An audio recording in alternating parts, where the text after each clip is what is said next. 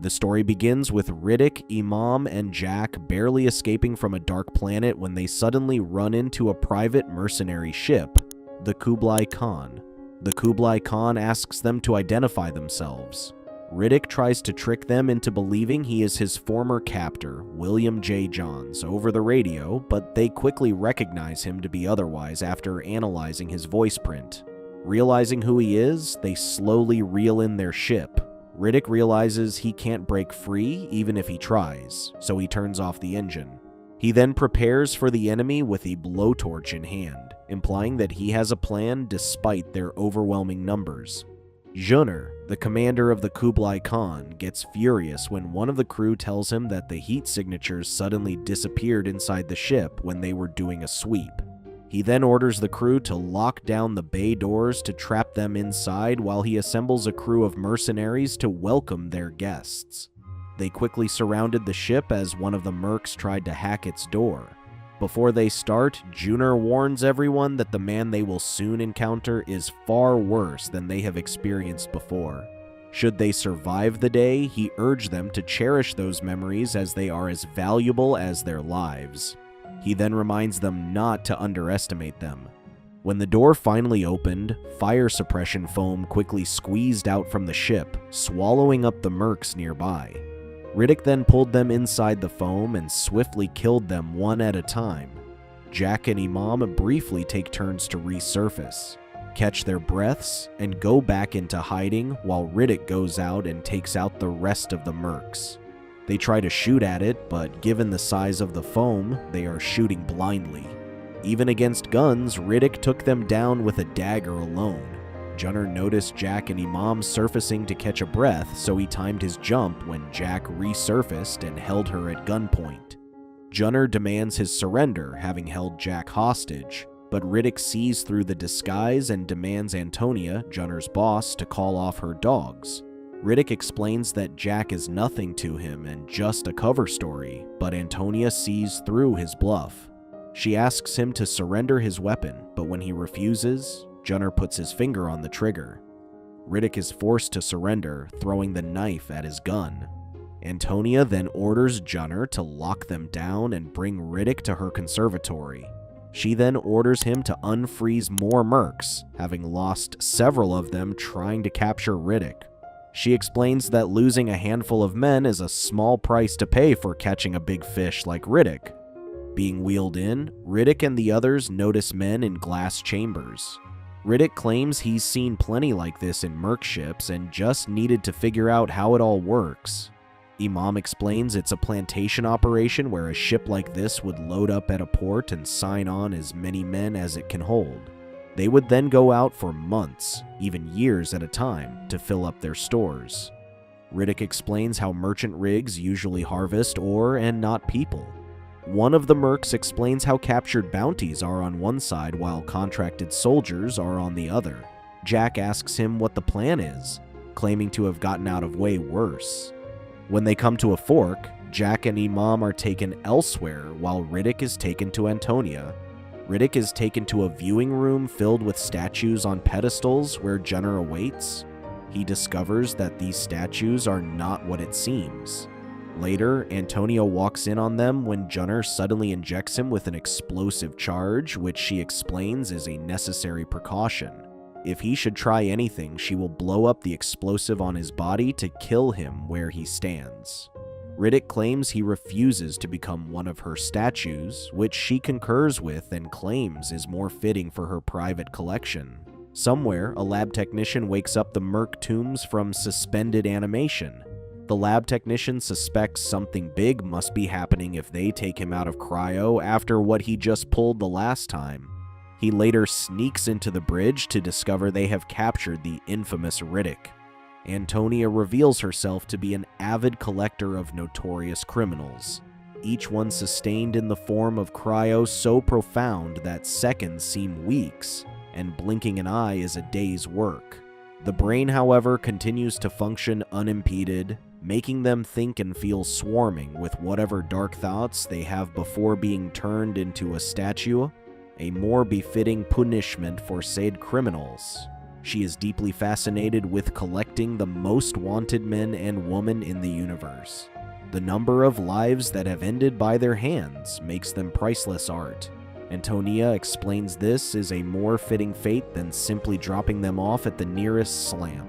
When Riddick describes how he is disgusted about the whole thing, she claims she has expected as much. Antonia claims she knows what makes them different, to which Riddick cuts her off and sarcastically calls her a psychopath. She explains why he couldn't appreciate art because he himself is an artist. She tells him that he doesn't analyze art, but he makes it, shaping it with his own hands and carving it from the flesh and bones of his enemies. She claims that a man like him does not need to understand, but to experience it himself. Once she gives the signal, the room turns red, and he finds Jack and Imam tied up in the arena below. Antonia explains how she has always observed fantastic art by terrible men like him, but it was always after the fact that their bloody creation was already cold and had passed. This time, she wants to witness him do what he does best, which is killing things. She refuses to send him defenseless and unarmed, so she gives him a dagger, which Riddick uses to threaten her to bury it in her eye should they meet again. As soon as Riddick falls into the arena below, Antonia orders Junner to kill the lights and switch to ultraviolet, using Riddick's full potential. He comes face to face with two shrills, bioluminescent creatures that look like jellyfish. One of the mercs that fell in with Riddick starts shooting at one, but bullets prove to be ineffective against it. It then catches him with its tentacles and stabs him with its spiked head, which melts the person's skin and bone. Jack and Imam are strung up with a rope on their necks, standing on a metallic ball, while Riddick, Master of the Dark, fights off two shrills with only a dagger in hand. He struggles to defeat one with his hands still being chained up, and he gets thrown against a wall. When one of the shrills turns to Jack and Imam, they kick the ball against it while Imam holds tightly to the rope so they won't immediately choke out. Riddick saw them dangling and rushed to cut the rope and free them. As he no longer has to worry about the others, Riddick can finally focus on the fight and use the creature's attack to break his chains. They slowly surrounded him and tried to trick him by turning dark, but Riddick could see them even without their glowing cores. He kicks the ball against one of the shrills, and when it loses its balance, he stabs its core to kill it. The other catches him off guard and binds his hands with its tentacle, slowly pulling him in. Jack rushes to help him and briefly lassos the shrill's head with a tentacle. She then throws the dagger back at Riddick, to which he skillfully dodges its attacks and stabs it in its core, killing it. With the shrills defeated, Antonia applauds and turns the lights back on. She is thrilled to see him in action and wonders how she will have him mounted, giving him justice for the kind of man he is. Riddick whispers at Imam to give him the dagger, and he quickly digs out the explosive charge they injected him with. Antonia runs back and pushes the button to blow up the explosive, but he already tosses it away. The explosion blew a hole in the wall, which they used to escape. Antonia is furious and orders Junner to wake every fighter and criminal they have on board to catch Riddick and the others. Not only are mercs chasing after them, but Antonia also releases the Gauls, a dangerous and predatory bipedal alien. Realizing they can't outrun it, Riddick lures their pursuers away while Jack and Imam hide until the enemy passes them and immediately go to the flight deck to await him. Riddick cuts himself up, lures the creature with his blood to a dead end, and tricks it into attacking the pursuing mercs. Riddick then drops in on the unsuspecting alien from above and kills it. Jack and Imam reach the flight deck but are surprised to find Junner waiting for them. He knocks out Imam and chokes Jack when Riddick shows up and challenges him to a duel. The two fight it out, with Riddick using a dagger against Junner and his sword. Junner skillfully knocks off his dagger, but Riddick also makes him lose his weapon, and the two brawl it out. After exchanging heavy blows with each other, Junner gets the upper hand and picks up his sword. Riddick then uses a power cable to strangle Junner and tricks him into cutting it to put the lights out.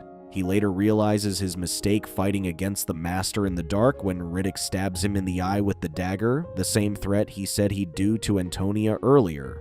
Having lost their ship, Riddick takes the enemy's dropship and prepares it for takeoff when a deranged Antonia awaits him inside with a gun pointed at him. She shoots at him, and Riddick falls to the ground, but when she is about to finish him off, Jack picks up Junner's gun and shoots her in the head to save him. Riddick and the others escape on a dropship, but later, Imam confronts Riddick and expresses his concern for Jack. He worries that she is becoming like him should they continue to travel together.